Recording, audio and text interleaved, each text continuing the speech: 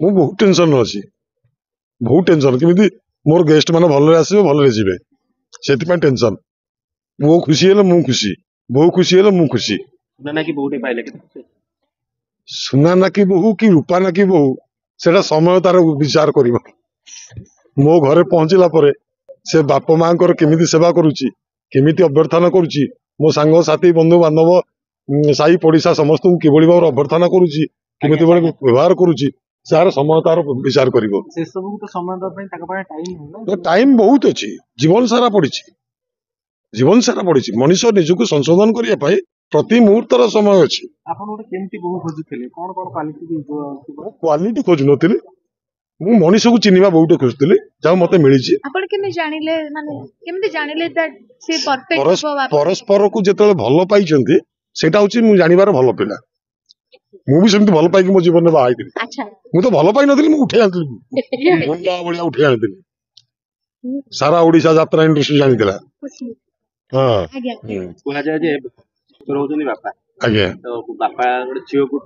ମୁଁ ଶ୍ୱଶୁର ନୁହେଁ, ମୋର ଗୋଟିଏ ପୁଅ ଥିଲା, ମୋର ଗୋଟେ ଝିଅ ମୋର ହେଲା। ମୋ ଝିଅ ବୋଲି ମୋ ପାଖରେ ରହିବ। ଆମେ ବାପା ମା ଯେମିତି ବାପା ମା ଝିଅକୁ ରଖେ, ଆମ ଝିଅକୁ ଆମେ ସେମିତି ଝିଅ ଭଳି ରଖିବୁ ନା। କେବେ ପ୍ରଶ୍ନ ଉଠେନି, ସେ ମୋ ଝିଅ ନା।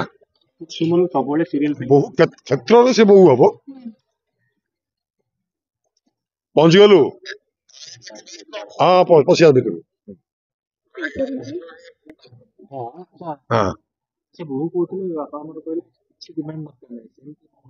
ମୁଁ ତାକୁ ଦେଖେଇଦେଲି ମୋ ଘର କଣ ଅଭାବ ଯଦି ଅଛି ଆପଣ ଦେବେ, ମୋର ତ କିଛି ଅଭାବ ପୁଅ ରଖିନି।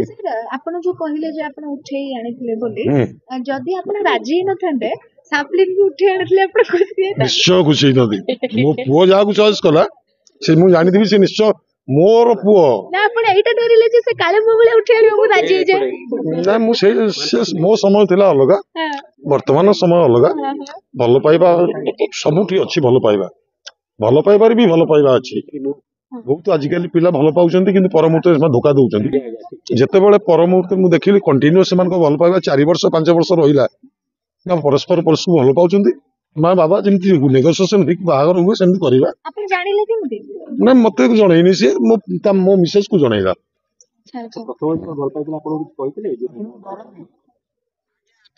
ଆଜ୍ଞା ଆଜ୍ଞା, କହିଲେନି ଯେ ଆପଣ ସେଇଥିପାଇଁ ଡରିକି ରାଜି ହେଇଗଲେ ନା? ମୋ ସାମ୍ନାରେ ସେ ପର୍ଯ୍ୟନ୍ତ କଥାବାର୍ତ୍ତା କରେନି।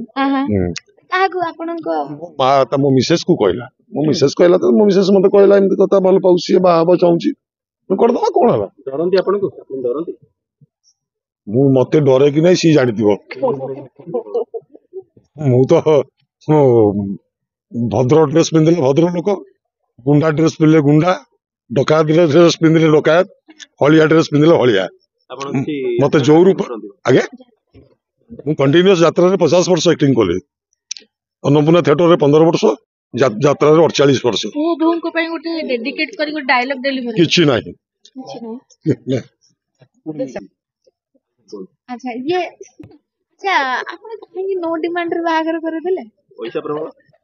ଡିମାଣ୍ଡ କଣ ଆବଶ୍ୟକ? ମୋ ଡିମାଣ୍ଡ ବା ବୋହୁଟା। ମୋର ଝିଅ ନାହିଁ, ମୋର ଝିଅଟା ଦରକାର। ଭଲ ଲାଗିଲା ତାଙ୍କର? ମତେ ସବୁ ଜିନିଷ ଭଲ ଲାଗେ। ତାଙ୍କର ଗୋଟେ ଦିନ ଗୋଟେ ମିନିଟ ଆଜ୍ଞା, କଥା ହେବି କଣ, ସିରିଏଲ ସେଟରେ ସେ ମତେ ଖାଇବାକୁ ଦେଇଛି, ତାର ଆୱାର୍ଡ ଶୋରେ ମୁଁ ଯାଇଛି।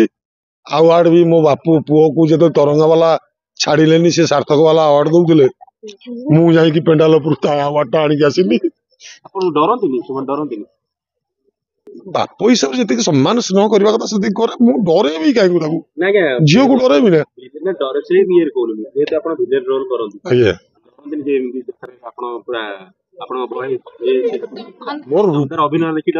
ଭିତରର ମୋର ଅଭିନୟ ବେଳେ ଗୋଟେ ରୂପ ଥାଏ, ସାଧାରଣ ମଣିଷ ବେଳେ ମୁଁ ଗୋଟେ ସାଧାରଣ ମଣିଷ, ବୁଝିପାରିଲେ। ସେ ରୂପଟା ଭିତର ରୂପଟା କାହିଁ ବାହାର କରିବି, ଭିତର ବାହାର କଲେ ଝିଅ ମାନେ ମୋ ସାମ୍ନା ଠିଆ ହେବେ ନା। କିଛି ଆଶା ରଖିନି, ଭଲ ଖାଅ, ମୋର କିଛି ଦରକାର ନାହିଁ, କିଛି ଯେପର୍ଯ୍ୟନ୍ତ ମୋ ହାତ ଗୋଳ ଚାଲିଛି କିଛି ମୋର ଆବଶ୍ୟକ ନାହିଁ। ଖାଲି ମିଠା କଥା ପଦେ ଦରକାର। କିଛି ନାହିଁ, ମତେ ମୁଁ ଲୁଣ ଲଙ୍କା ଦେଲେ ଖାଏ, ମାଉଁସ ଭାତ ଦେଲେ ଖାଏ, ମୋ ଜୀବନରେ ମୁଁ ପୃଥିବୀ ନା ଭାରତ ସାରା ସବୁ ଜାଗା ବୁଲିଛି। ଭାବିଥିଲି ସେ ବ୍ରତ କରିକି ସାଫଲିନ୍ ଭଳିଆ ପୁଅଟେ ପାଇଛନ୍ତି କିନ୍ତୁ ଏଭଳିଆ ଶ୍ୱଶୁର ତ ସାର୍ କୋଉ ଝିଅକୁ ମିଳୁନଥିବ ମତେ ଲାଗୁଛି। କି ଜାଣିଲା ସମୟ କହିବ ଭଲ ଶ୍ୱଶୁର କି ଖରାପ ଶ୍ୱଶୁର ଶ୍ୱଶୁର ସମୟ କହିବ ଭଲ ଶ୍ୱଶୁର। ବୁଝିଲେ। ଯେ ଆପଣ ତାଙ୍କୁ ବହୁତ ହସଉଛନ୍ତି କାଳେ ସେ କହିଲେ ଯେ ମୁଁ ହସି ହସି ମୋର ଜୀବନ ପଳେଇଲା। ମୋ ପାଖରେ ଯିଏ ରହିବ ମୁଁ କମେଡି କରିବି, ଭିଲିଆନ କରିବି, ହିରୋ ବି କରିବି, ଦରକାର ପଡ଼ିଲେ ନିଶ ଦାଢି କାଟିକି ଫିମେଲ ରୋଲ କରିଦେବି। ଆଚ୍ଛା ଆପଣ ତାଙ୍କୁ ସିରିଏଲ କରିବା ପାଇଁ ଦେବେ ବାହା ହେଇ ସାରିଲା ପରେ ଅନେକ ଯଦି ସେ କର୍ମ କରିବାକୁ ଚାହିଁବ ମୁଁ କର୍ମ କାହିଁ ବାଧା ଦେବି। ଜଣେ ଅଭିନେତ୍ରୀ ତା ଅଭିନୟରୁ ଦୂରେଇ ରଖିବା ଜଣେ ଅଭିନେତାର କର୍ତ୍ତବ୍ୟ ନୁହେଁ। ସେ ଚାହିଁବ ସିଏ ତାକୁ ଯଦି ଚ୍ୟାନେଲ ବାଲା ଚାହିଁବେ ଯେ ନାଇଁ ତୁମେ ଆସିକି ଆମର କାମ କର ସେଇ ସମୟ ଦେଇପାରିବେ ଆମର କିଛି ଅବଜେକ୍ସନ ନାହିଁ କି କମ୍ପ୍ଲେନ ନାହିଁ। ଓକେ ବଡ ହିରୋ ହିରୋଇନ କୁ ଟକ୍କର ଦଉଛନ୍ତି। ଆଜ୍ଞା ଓଡିଶାରେ ଚର୍ଚ୍ଚାରେ ଅଛି। ଆଜ୍ଞା କେତେ ଖୁସି ଲାଗେ ଏଇ ଚର୍ଚ୍ଚା ପାଇଁ ଖୁସିଟା କଣ ବ୍ୟକ୍ତ କରି ହୁଏ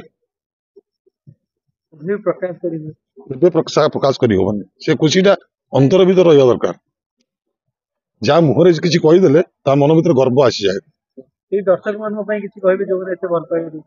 ଏମିତି ସବୁଦିନ ତାକୁ ଏମିତି ଭଲ ପାଇବା ଦଉଥାନ୍ତୁ, ତାଙ୍କୁ ଆଶୀର୍ବାଦ କରୁଥାନ୍ତୁ। ସେ କଳାକାର ହେଇକି ଜୀବନ ସାରା ବଞ୍ଚିକି ରହୁ, ମୋର କିଛି ଦରକାର ନାହିଁ। ଯିଏ ଭଲ ପାଇବାଟା ଦେଇଛନ୍ତି ସେ ଭଲ ପାଇବାଟା ଆପଣ ମାନଙ୍କ ପାଇଁ ଦେଇଛନ୍ତି। ଆପଣ ମାନେ ତାକୁ ସେଇ ଲେଭେଲରେ ପହଞ୍ଚେଇଛନ୍ତି ବୋଲି ତାଙ୍କ କର୍ମ ଆପଣ ମାନଙ୍କ ମିଡିଆ ଭାଇ ମାନେ ତାକୁ ସେ ଲେଭେଲରେ ପହଞ୍ଚେଇଛନ୍ତି।